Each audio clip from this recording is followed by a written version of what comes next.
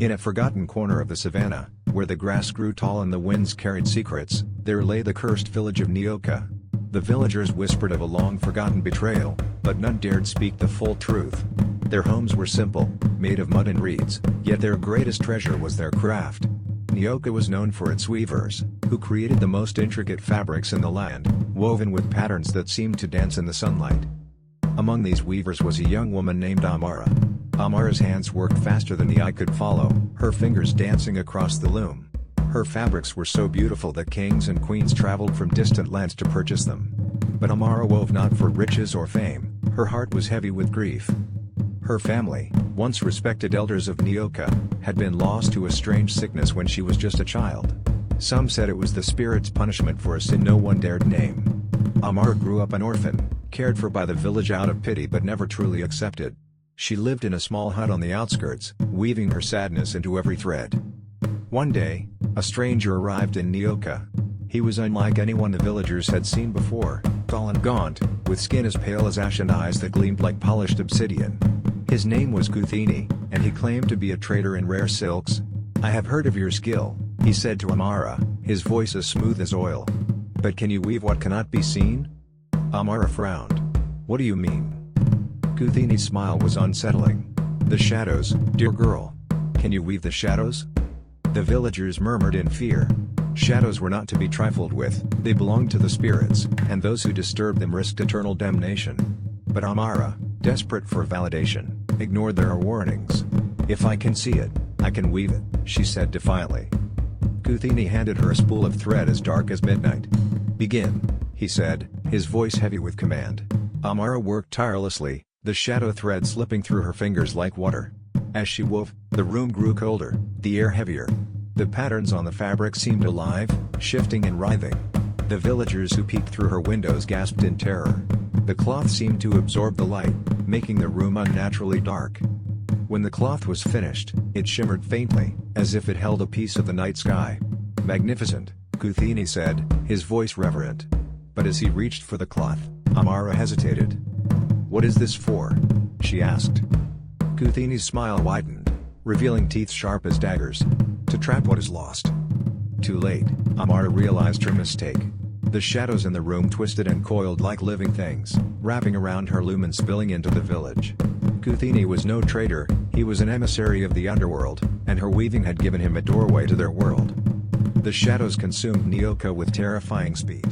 Crops withered, livestock fell silent, and the sun seemed to forget the village. The villagers screamed and fled, but the darkness swallowed them one by one. Amara tried to stop the curse, unraveling the cloth she had woven, but the thread resisted her touch. "Please," she cried into the darkness. "Take me instead."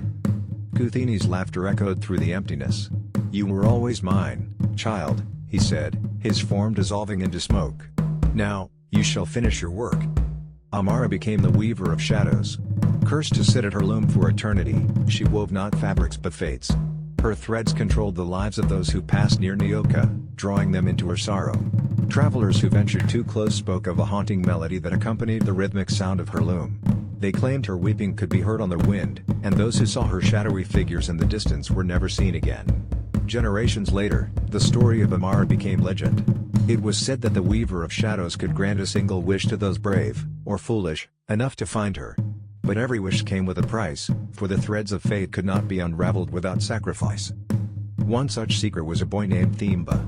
He came from a village stricken by drought, where his mother lay dying and his siblings cried from hunger. Desperate, he set out to find the weaver, ignoring the warnings of the elders.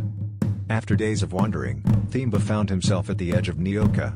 The village was eerily silent, its huts crumbling and overgrown with thorny vines. In the center stood Amar's hut, its roof intact as though untouched by time. The sound of the loom was faint but steady, a heartbeat in the stillness. Inside, Amara sat at her loom, her fingers a blur. Her face was pale, her eyes hollow. "Why have you come?" she asked without looking up. "I need your help," Themba said, his voice trembling. "My family is dying. I'll do anything." Amara paused. For the first time in centuries, she looked directly at someone, her gaze filled with unspeakable sorrow. "The shadows demand a price," she said. "What will you give?" "Anything," Themba repeated, tears streaming down his face. Amara nodded. She reached for her loom and began to weave. The threads glowed faintly, forming patterns that seemed to shift and shimmer. As she worked, the room grew darker, and Themba felt a cold dread settle in his chest. When the weaving was done, Amara handed Themba a small cloth. "Take this to your family," she said. "It will bring rain." The boy took the cloth and ran back to his village. True to her word, rain fell as soon as he placed the cloth on the ground. Crops sprang to life, and his mother awoke, her strength returning. The village rejoiced, singing praises to the gods. But Themba never returned. The shadows claimed him that very night, his fate sealed by the price he had paid. Amara wept as she wove another thread into her loom. The boy's sacrifice had not freed her, and the curse continued. Yet, for a brief moment, she had touched something other than despair. Perhaps, she thought, one day the threads would weave her own redemption. And so, the weaver of shadows remains, her loom spinning tales of sorrow and sacrifice, a reminder that the most beautiful gifts often come at the greatest cost.